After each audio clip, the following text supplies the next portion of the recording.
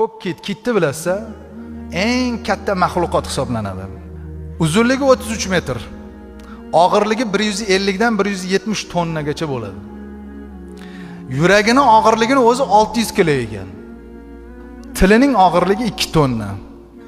Tomirlari shu qadar kattaki, inson yursa bo'ladi. Ko'k kit shunchalik katta bo'lishiga qaramay, uzunligi 5 sm keladigan Kiril nomli dengizda bir balig'ini yer ekan. Eng qizig'i, bir kunda 40 millionta o'shanaqa baliqni yer ekan.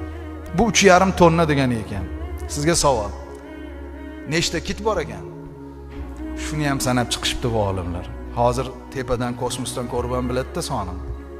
5000 dan 12000 tagacha ko'k kit bor ekan. Men hali baliq turlarini aytganim yo'q, bitta kit misolasida aytyapman. Eng qizig'i bular 50 yil yashar ekan.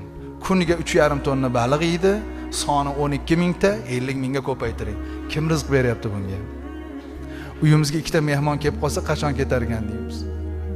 Chunki ovqat qilish kerak, mehmon qilish kerak-da uni. Alloh taolo Razzoq, Alloh taolo shunday qodir zot. Demak bilingki, Alloh taolo suvda ana shundoq o'zining qudrat ilohiyalarini yaratib qo'ygan.